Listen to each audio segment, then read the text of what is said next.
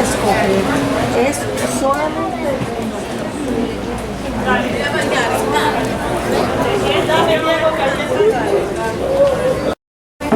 para presentar el libro Sponsored Migration de Edgardo Meléndez, a quien le damos la bienvenida. Le acompaña también Jorge López, Linda Colón y Ángel Israel Rivera, quienes tendrán a su cargo los comentarios de la obra y presentación del trabajo del autor.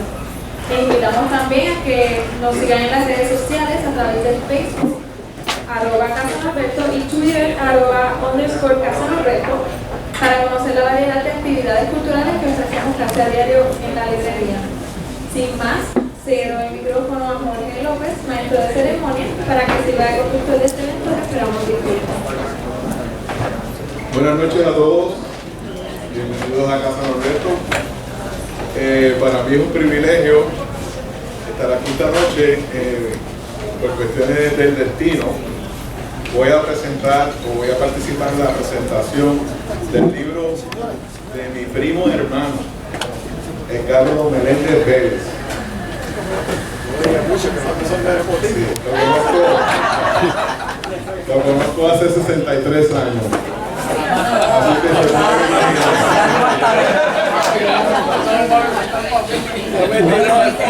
al final yo les voy a dar un resumen de la vida de él como pelotero y lo demás frustrado.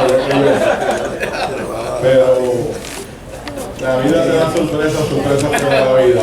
Un privilegio para mí, jamás pasó por mi mente yo presentar a mi primo, que tan orgulloso estoy de él y de su hermano y de su hermana Anixa y de su papá, porque de raza le viene al galgo. Así que de verdad para mí es un privilegio estar aquí con ustedes esta noche, y como esto es un turno de privilegio, le voy a pedir un aplauso para Edgardo antes de empezar. Con ustedes, Linda Colón Reyes. Si algo debemos agradecer a Donald Trump es haber colocado sobre el tapete la existencia de las fake news o noticias y datos falsos. Desata la lucha entre la verdad y la mentira que nos cuentan, se construye su propia verdad y los hechos pasan a ser una realidad alternativa. De esta forma, quienes tienen el poder y el acceso a los medios de comunicación masiva determinan la verdad que han de creer las masas. Se ofrece una distorsión deliberada de la realidad que manipula las creencias, las emociones y actitudes de la gente. Las ciencias sociales, por su parte, tienen el propósito de examinar la realidad y lo que acontece desde una perspectiva crítica que nos permita develar lo que la apariencia de las cosas oculta. Confrontamos las explicaciones cotidianas con hechos y datos e intentamos desmitificar las noticias y datos falsos. Las fake news no se las inventó Donald Trump, han estado siempre presentes. El libro de Edgardo Meléndez, Sponsored Migration, es un excelente ejemplo de una investigación y análisis minucioso para delatar las fake news que durante décadas se repitieron e hicieron creer a los puertorriqueños. Este libro está dedicado a desmitificar, entre otras cosas, la falsa creencia de que la emigración masiva de los puertorriqueños a Estados Unidos en el periodo de la posguerra, 1945 a 1970, fue provocada por un proceso racional que puso en marcha a los sujetos mejor preparados y con mayor iniciativa por razones individuales y personales. Por el contrario, demuestra la intervención directa del gobierno de Estados Unidos y de Puerto Rico en la construcción y facilitación de dicho proceso. Es parte del enfoque que se planteó a partir de la década de los 70, cuando se comenzó a demostrar el carácter histórico y estructural del proceso migratorio. Este enfoque dirigió sus esfuerzos hacia la elaboración de un marco teórico articulado en torno a un cuestionamiento básico. ¿Cuáles son las conexiones existentes entre la demanda de mano de obra y la dinámica demográfica? La migración pasó a ser entendida como parte de la circulación acelerada de la fuerza laboral en los niveles de la División Internacional del Trabajo del régimen capitalista y en la interrelación colonial de Puerto Rico con Estados Unidos. Meléndez hace una recapitulación minuciosa de las investigaciones que se han llevado a cabo sobre el proceso migratorio y plantea que la inmigración nuestra no puede entenderse como una de carácter transnacional colonial, sino más bien como una migración colonial en el contexto del colonialismo norteamericano y de su ciudadanía en Puerto Rico. A su juicio, la migración de Puerto Rico es particular en la medida en que el gobierno de un país que no es una nación-estado promueve la emigración e incorporación de su gente en una metrópolis de la que son técnicamente ciudadanos y con tal propósito formula e implanta su propia política migratoria. Denomina el caso de Puerto Rico como el más significativo de emigración de ciudadanos de la periferia colonial de territorios de ultramar a Estados Unidos continentales. Para llevar a cabo sus objetivos, el gobierno de Puerto Rico creó el Departamento de Empleo y Migración en San Juan, la División de Migración en Estados Unidos y el Programa de Empleos Agrícolas, entre otras acciones.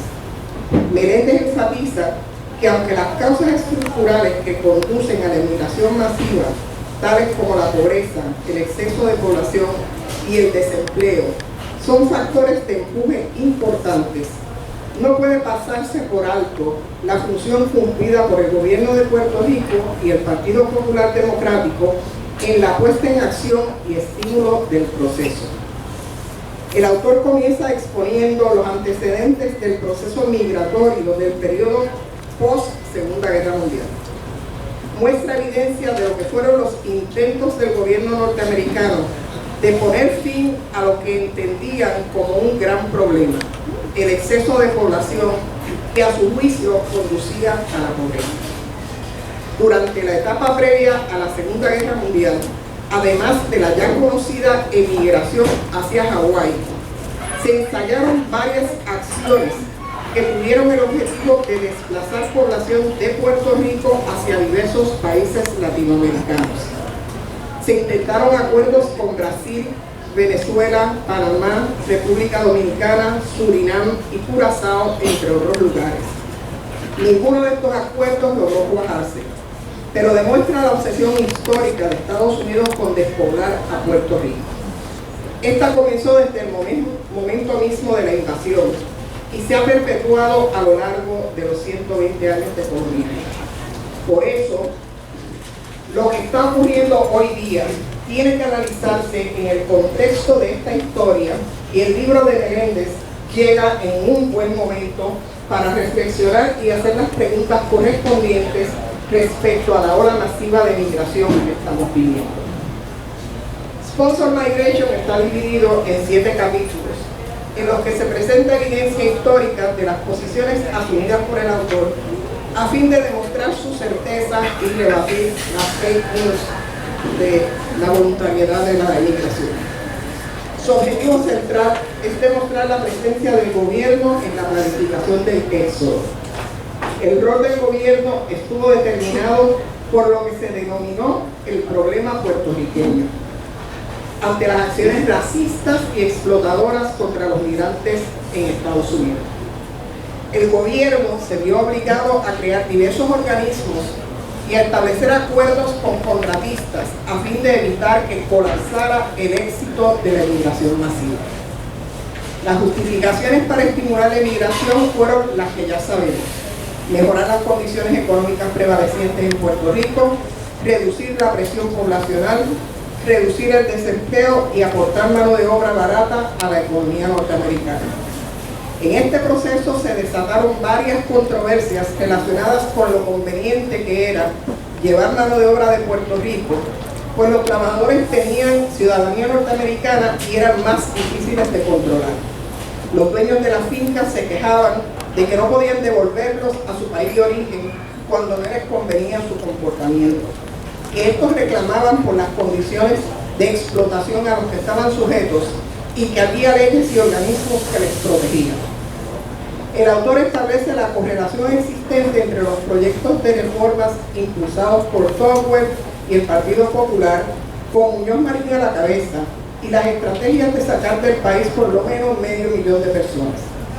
Esta estrategia siempre fue negada por el Partido Popular, y esto es bien importante. Hubo una negación permanente de que ellos tuvieran algo que ver con el asunto, como una estructurada desde el Estado. Su táctica pública fue ni negar ni admitir que estaban involucrados en la misma, es decir, afirmar su neutralidad en cuanto a la decisión de las miles de personas que decidían emigrar. En 1981, mientras yo realizaba una investigación en el proyecto de Justicia y Paz, encontré una copia de una carta de Luis Muñoz Marín al presidente Truman en 1950. En la misma se decía lo siguiente: es sin embargo en el campo de la mano de obra donde Puerto Rico puede hacer una contribución significativa. Aportará mientras dure esta crisis, y tal como ha hecho en el pasado, una cuota mayor de la que le corresponde de jóvenes para las Fuerzas Armadas. En este sentido, el problema poblacional de Puerto Rico, que ya usted conoce, representa un bien nacional. Tenemos una cuantiosa fuerza laboral, los cuales pueden ser reclutados para cubrir los déficits en el empleo, que ciertamente van a ocurrir en el futuro cercano. No existen barreras que impidan su movilización a donde más sean necesitados. Si Puerto Rico va a poder contribuir en la mayor medida posible a la nación en esta época de crisis, el puente hacia el continente debe mantenerse abierto. El puente no era otra cosa que el aeropuerto internacional de Isla Verde, que se estaba solicitando en ese momento que se construyera, porque el de Isla Grande ya no era suficiente para los aviones que se necesitaban transportar de Puerto Rico. Esta carta aparece citada en mi libro Pobreza en Puerto Rico, pues para entender la dinámica de la pobreza en el Puerto Rico de hoy es necesario que entendamos lo que han sido las políticas poblacionales emprendidas por el Estado. Entre ellas se destacan las diversas formas de control de la natalidad y las políticas migratorias. Como bien señalaba Muñoz en su carta, Puerto Rico ha cumplido y cumple una función en la satisfacción de las necesidades de mano de obra de Estados Unidos. Hoy día vuelve a satisfacer las mismas con una mano de obra de perfil diferente. Miles de profesionales de alto nivel abandonan nuestro país empujados por la falta de trabajo y oportunidades, mientras nos traen extranjeros con remuneraciones extravagantes a realizar las tareas que muy bien podríamos hacer nosotros. Por otro lado, la inmigración sigue siendo una válvula de escape a las presiones que trae aparejada la pobreza que vive alrededor del 50% de nuestra población. No tenemos tiempo para entrar en todos los detalles y temas que Meléndez aborda en su libro, pero quiero mencionar 4 temas que a mi entender son una importante aportación a la investigación de la inmigración. En primer lugar, el denominado problema puertorriqueño en la ciudad de Nueva York y la forma como el gobierno de Puerto Rico y la ciudad de Nueva York trataron de resolverlo. En segundo lugar, todo lo que tiene que ver con la transportación aérea entre Puerto Rico y Estados Unidos, la construcción del aeropuerto internacional y los monopolios de las líneas aéreas. En tercer lugar, las políticas de enseñanza del inglés en las escuelas como parte de las políticas del fomento migratorio. Y finalmente, las políticas relacionadas con los migrantes agrícolas y el caso de Michigan. La migración masiva fue meticulosamente planificada y discutida por los organismos de gobierno. Pero la relocalización masiva de los puertorriqueños en Nueva York trajo aparejados problemas relacionados con la necesidad de vivienda, escuelas y ayudas para los pobres que llegaban. Hubo una reacción racista y clasista por parte de los medios de comunicación y fue necesario que el gobierno de Puerto Rico tomara acción, creando políticas de apoyo a los migrantes, dando clases de inglés y creando programas en Puerto Rico para orientar a los inmigrantes en cuanto a cómo adaptarse e incorporarse culturalmente tras su llegada a Estados Unidos. el gobierno creó a través del Departamento del Trabajo una división encargada de promover la inmigración, contratar y llevar a cabo acuerdos para dirigir a los emigrantes. Para manejar la masividad de la emigración fue necesario crear una infraestructura de transporte. Como bien señala el autor, nada de esto había sido posible sin los aviones y aeropuertos que se expandieron después de la Segunda Guerra Mundial. Este capítulo resulta fascinante, pues aborda toda la problemática que se generó entre el gobierno de Puerto Rico y las líneas aéreas. Expone el autor cómo el gobierno cabildeó para que los costos de los pasajes se redujeran de $99 que costaban en ese entonces. Llegaron a bajar a unos 45, ¿verdad? 35, 50, y se abrieran nuevas opciones. Las líneas aéreas Eastern y Panam tenían el control de los vuelos a Nueva York y se negaban a reducir sus precios. Después de la guerra entraron en el escenario vuelos charters a precios más bajos, pero con aviones con desperfectos y sin ninguna reglamentación, lo que trajo aparejado numerosos accidentes aéreos en los que murieron cientos de isleños entre 1945 y 1960, y esto fue algo que a mí me impresionó mucho porque yo no tenía idea de que eso había ocurrido, y realmente fueron cientos de muertos en esos accidentes. De igual forma, el gobierno de Puerto Rico cabildeó para conseguir la creación del aeropuerto de Isla Verde a fin de lograr que un número mayor de aviones y aerolíneas vinieran a Puerto Rico. La expansión de la comunicación aérea permitió un flujo mayor de boricuas entre Estados Unidos y Puerto Rico e introdujo la expansión del turismo americano hacia Puerto Rico. El autor dedica uno de los capítulos a demostrar cómo la expansión de la enseñanza del inglés en las escuelas públicas estuvo amarrada al estímulo de la emigración. Se implantaron programas en los que no solo se enseñaba el inglés como segundo idioma, sino que se fomentaba la emigración a través de la enseñanza de diversos aspectos de la cultura y la sociedad norteamericana. De esta forma, la enseñanza del inglés se convirtió una vez más en una fuente de americanización y facilitación del proceso migratorio. También se crearon programas de enseñanza de inglés para adultos que quisieran emigrar en creo que fueron 17 municipios, ¿verdad? La WIPR creó un programa de educación en inglés televisada y otro a través de la radio con ese mismo propósito. Se puso en marcha un enorme operativo instruccional con el claro objetivo de que los migrantes pudieran integrarse más fácilmente en Estados Unidos y convertirnos en bilingües. Hoy ya sabemos que el resultado de estas políticas del bilingüismo, ¿verdad?, no ha sido del todo exitoso. Otro capítulo muy interesante es el dedicado a los conflictos que se desataron en Michigan con los migrantes agrícolas. Los conflictos en Michigan con trabajadores agrícolas emergieron en 1950 en fincas productoras de azúcar de remolacha. A juicio del autor, esta experiencia ejemplifica los conflictos presentes en el Congreso por las políticas de producción de azúcar. Los trabajadores puertorriqueños fueron a sustituir la demanda de obreros debido a la eliminación del programa de braceros mexicanos, a la vez que se desmantelaba la producción azucarera en la isla.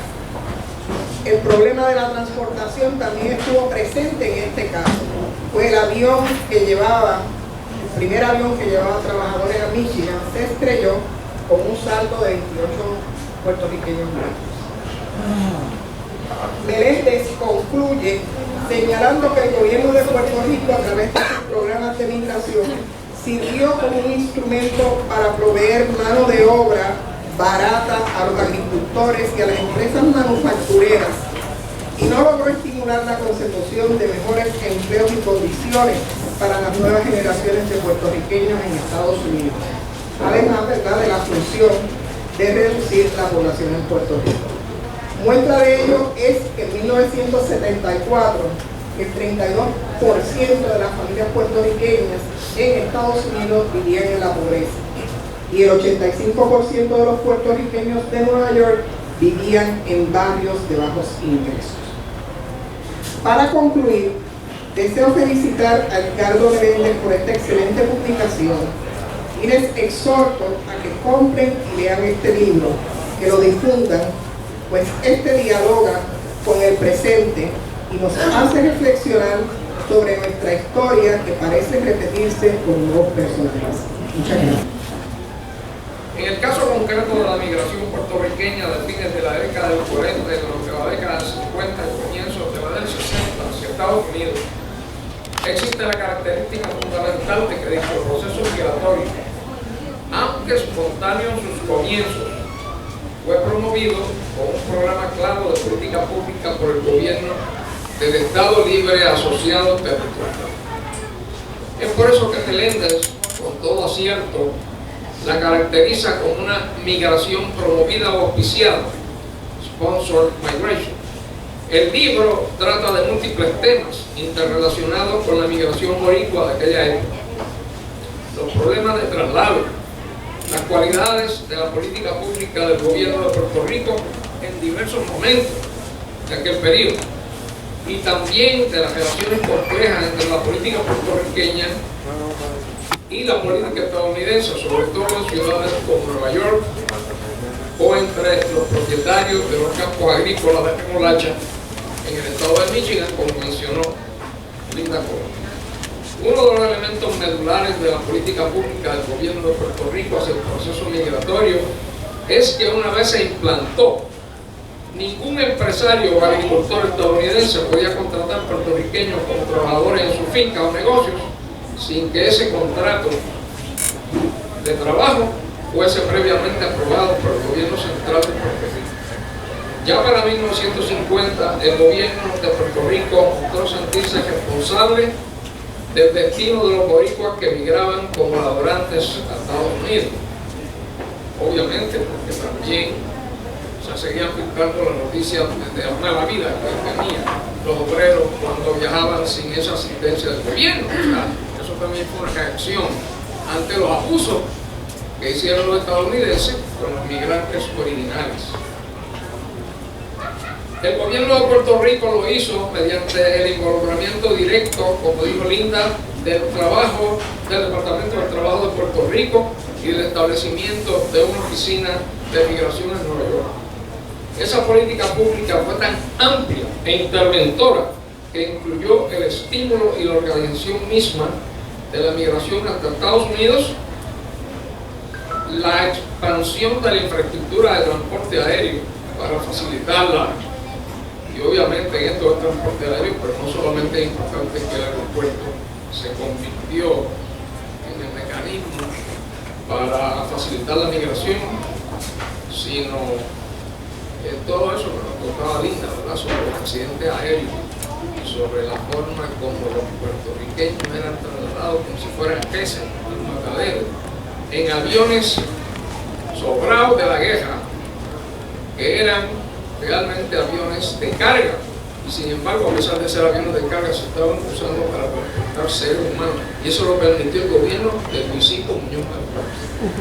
Y después que pasó todo eso y que mucha gente murió, entonces vinieron las acciones para evitar esos destinos tan desastrosos.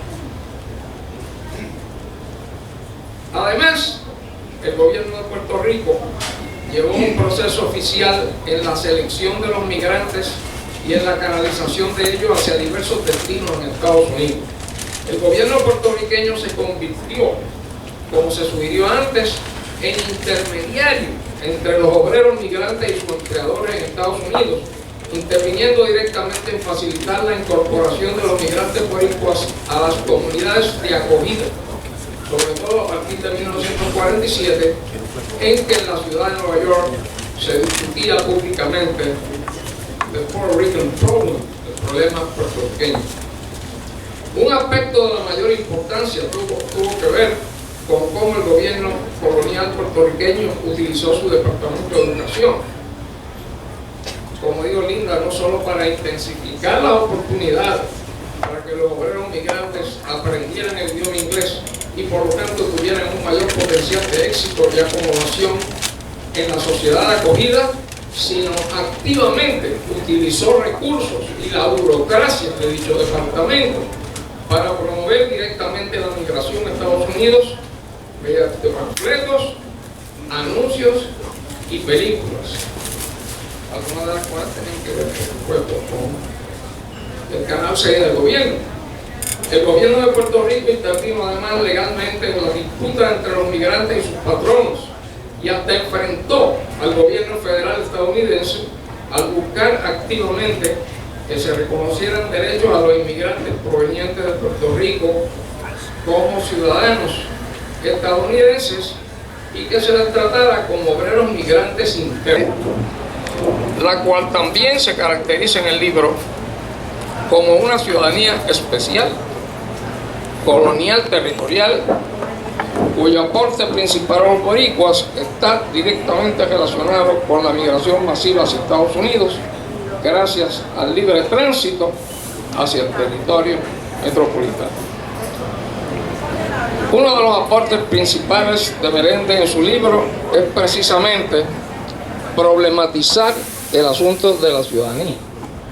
Si los puertorriqueños eran ya ciudadanos de Estados Unidos desde 1917, ¿por qué razón la tendencia predominante por décadas por parte de los estadounidenses blancos y anglos era la de considerarlos en la práctica como si fueran migrantes extranjeros o aliens?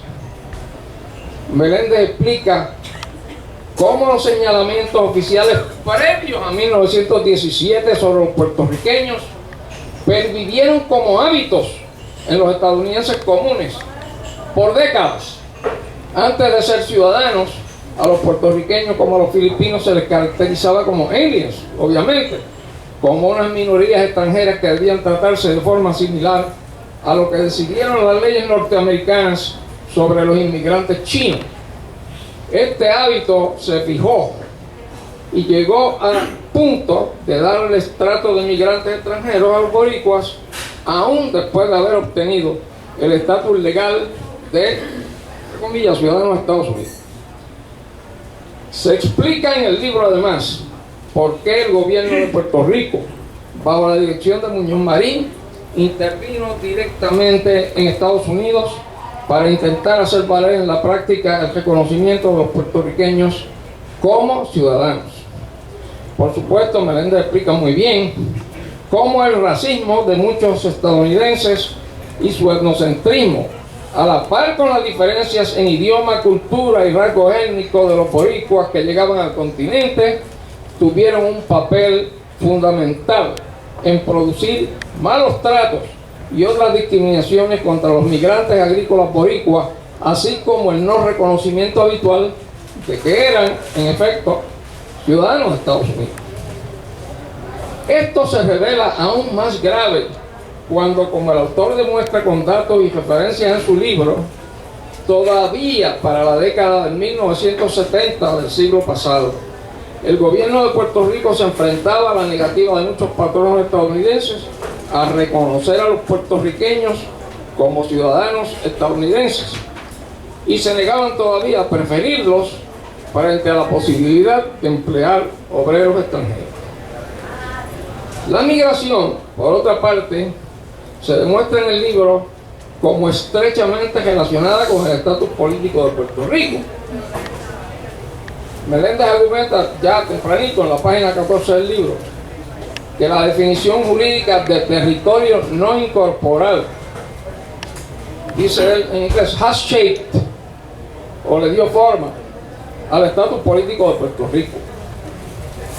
La condición de territorio no incorporado, añado yo, ha sido siempre el estatus político de Puerto Rico, aun cuando se le llamó al acuerdo de 1950-52 Commonwealth en inglés y Estado Libre Asociado en español.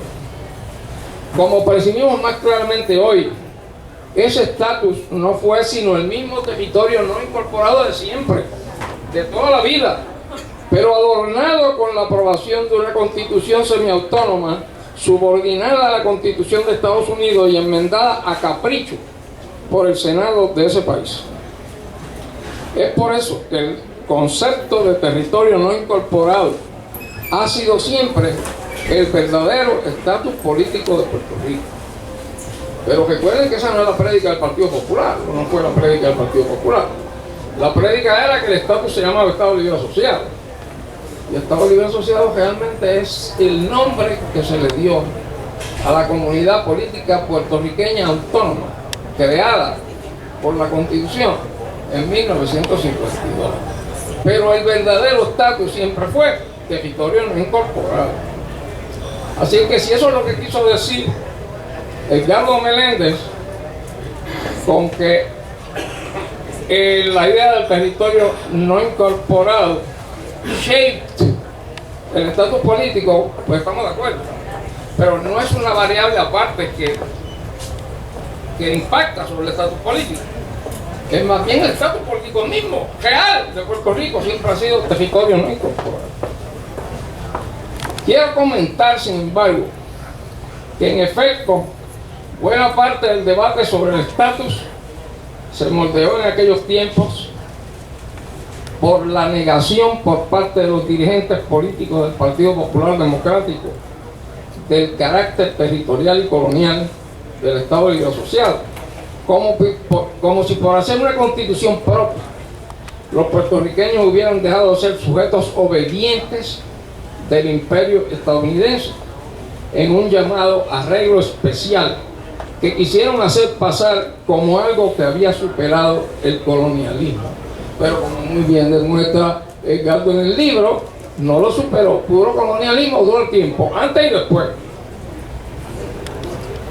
Pero me parece a mí que fue esa negación del Partido Popular el elemento más importante en general el debate sobre el Estado.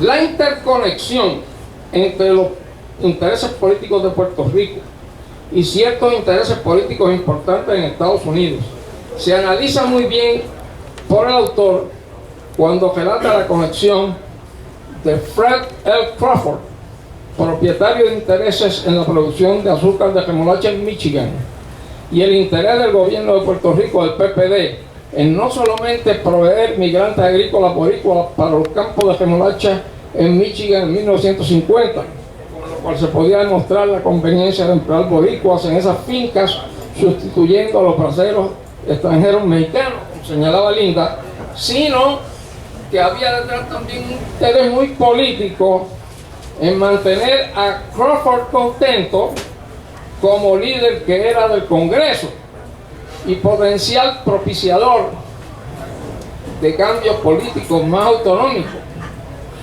que también hay una gente en el Partido Popular de aquella época que aspiraba a eso, de cambios políticos más autonómicos en Puerto Rico. No hay que olvidar que Crawford fue coautor de la ley Crawford-Butler, que en 1947 concedió a Puerto Rico el derecho a elegir democráticamente a sus gobernadores. Así que ahí se ve claramente la conexión política. Busca la importancia medular el que Edgardo Meléndez demuestra en su libro que la voluntad política del PPD y sus líderes a favor de la migración masiva de boricuas a Estados Unidos, al punto de promoverla, dirigirla y controlarla desde lo que Meléndez llama el Estado colonial, no fue únicamente una estrategia para enfrentar la sobrepoblación. Fue eso también, pero no fue únicamente eso. Una estrategia para enfrentar la sobrepoblación. Y yo me pregunto, como preguntaba ayer en la presentación que se hizo en la universidad, ¿en qué momento es que no han cogido de sangre a los puertorriqueños? Si cuando dijeron que la mucha población no permitía el desarrollo, o ahora que dicen que porque la isla se está vaciando, hay poca población, no va a poder haber desarrollo. ¿En qué quedamos? Algo que tanto Linda como Ángel han mencionado, y es la importancia de reconocer nuestra historia, ¿no? La frase famosa esa de que aquellos que no conocen su historia están condenados a repetirla, pues estamos repitiendo la historia de hace 50, 60, 70 años. Y mucha gente se preguntará, ¿y qué tiene que ver este libro con lo que está pasando hoy en día? Y tiene que ver mucho, porque la base que se asentó en aquella época de la posguerra del 45 al 60 es lo que está permitiendo esa salida masiva de puertorriqueños hoy en día. O sea, no hay mayor símbolo de migración en Puerto Rico hoy en día que ese aeropuerto internacional, que no se construyó para atraer turistas aquí a coger sol y a pasear por el yunque. Ese aeropuerto fue parte de la política de migración de ese gobierno en la posguerra y se construyó para facilitar la salida de puertorriqueños a los Estados Unidos y sigue cumpliendo la misma función. Ese es el símbolo de la migración hoy en día. Cada vez que el Nuevo Día publica una noticia sobre migración, es una foto del aeropuerto o algún puertorriqueño jalando el carry-on por allí, ¿no? Y lo otro que es importante, por muchos años los funcionarios de gobierno, tanto americanos como puertorriqueños, que creían en la migración como política pública, ¿no? De que el país está sobrepoblado y que es un problema social económico y que hay que sacar gente de aquí, se quejaban de que los puertorriqueños no querían migrar, no querían irse de su país. Ya sabemos que eso hoy no es así.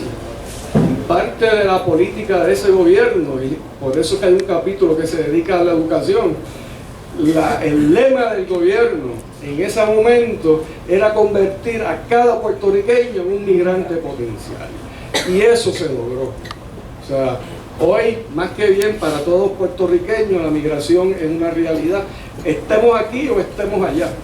Aquí no creo que haya muchos puertorriqueños que no tengan un familiar en los Estados Unidos que no haya experimentado la migración en algún momento de su vida. Ese es el legado de esa política de migración que muchos de nosotros no conocemos. Yo tampoco, como Linda en Israel, no sabía nada de esos accidentes aéreos, ¿no? Bueno, eso apareció en la investigación y me pareció sumamente importante, ¿no? Y para concluir, quiero traer una noción que para mí es muy importante, de una persona que admiro mucho, el gran intelectual puertorriqueño Arcadio Díaz González, que hace muchos años desarrolló esta noción de la memoria rota, ¿no? Que en el periodo luego de la posguerra, con la construcción del Estado Libre Asociado, la sociedad puertorriqueña y el gobierno había desarrollado una memoria rota de tres áreas de nuestra vida colectiva que se habían escondido por diversas razones. Uno era el colonialismo, la otra era la militarización y la tercera era la migración.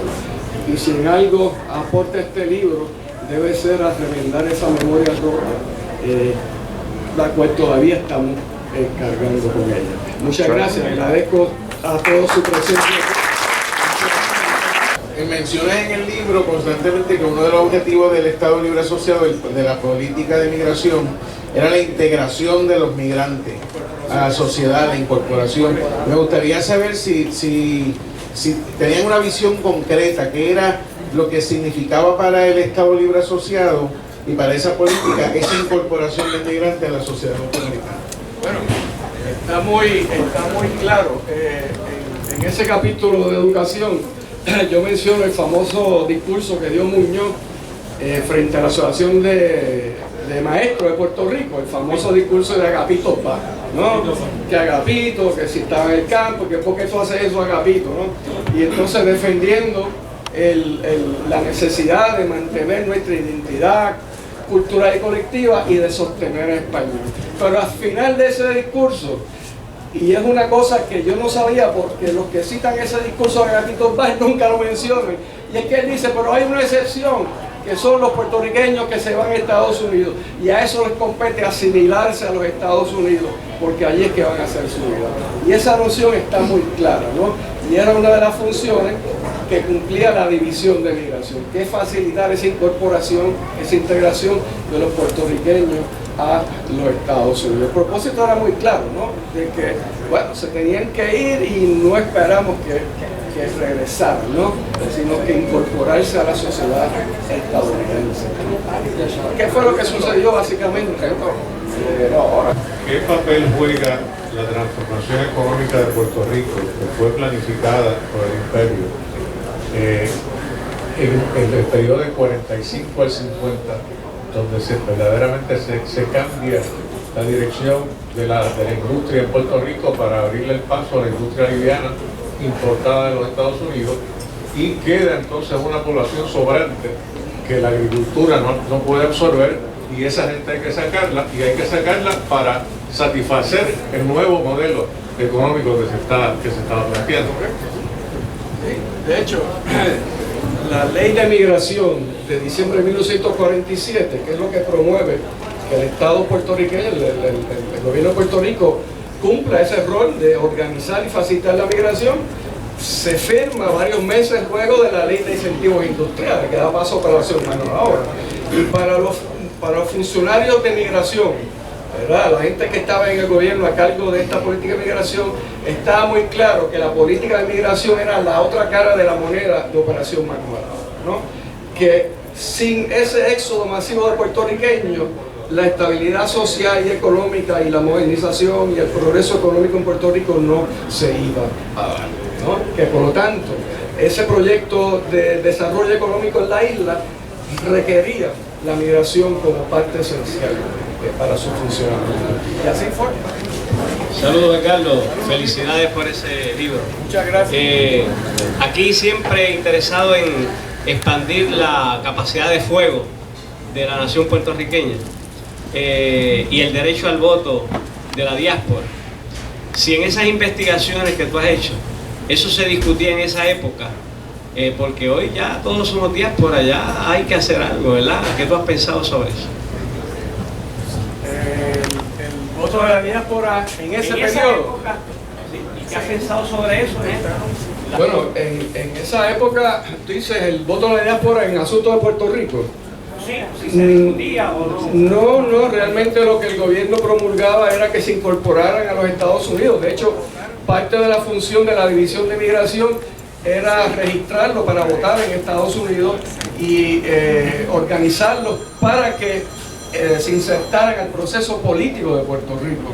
Yo creo que la primera mención, si recuerdo bien, Nico, de un intento de que la diáspora votara en Puerto Rico fue para el plebiscito del 67. Entonces, cada vez que se produce en Puerto Rico o en Washington proyectos plebiscitarios, ese asunto surge allá, ¿no? Y claro, como tú muy bien sabes, es un asunto muy conflictivo, tanto en Puerto Rico, donde hay una reacción muy negativa, a permitir a que los puertorriqueños de Estados Unidos voten acá, pero es también conflictivo allá, entre sectores de la comunidad puertorriqueña.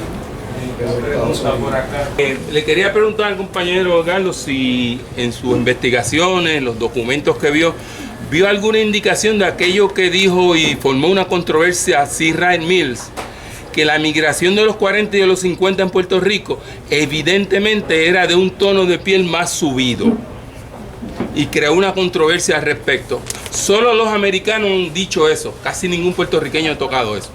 Bueno, mira, yo creo que tú estás haciendo referencia a la investigación que hizo C. Wright Mills, que se convirtió en un libro, en un texto clásico que es The Puerto Rican Journey, ¿no? Yo no estoy seguro de esa declaración que tú mencionas, pero no quiero echármela, pero escribí un artículo sobre el Puerto Rican Journey, y ese libro tiene unas consecuencias bastante nefastas para la percepción de la migración puertorriqueña. Deja ver si te puedo contestar algo. Una de las razones que él argumenta, ¿verdad? Él comienza esta tradición de que los puertorriqueños, contrario a los europeos, no se van a poder incorporar y asimilar a Estados Unidos. O sea que es una migración distinta a las anteriores y por lo tanto iba a fracasar. Y uno de los elementos que utiliza es que, de hecho, aparte de que la mayoría de los migrantes eran mujeres, interesantemente, es que la mayoría eran no blancos, que por lo tanto su elemento racial en una sociedad racista iba a impedir esa más fácil incorporación en los Estados Unidos. Ese libro es nefasto porque dejó una perspectiva muy, muy negativa de los puertorriqueños. La ironía grande es que ese estudio lo financió el gobierno de Puerto Rico como parte de esta política migratoria. Ahí tú bien, tú sabes, las contradicciones. Compañero Ricardo, felicidades por ese excelente libro. Yo quería plantear que el Partido Popular, en su modelo colonial de economía aquí en el Estado Libre Asociado, planteaba la virtud del mercado común con los Estados Unidos. Pero yo como economista planteo que ese mercado común significaba la invasión masiva del mercado interno de Puerto Rico por miles de productos de la agricultura, el sector agropecuario e industrial de Estados Unidos, que inundaba y ha inundado y sigue inundando el mercado interno al punto de aplastar, ajuinar, destrozar y volar en pedazos las pymes, las pequeñas y medianas y grandes empresas puertorriqueñas.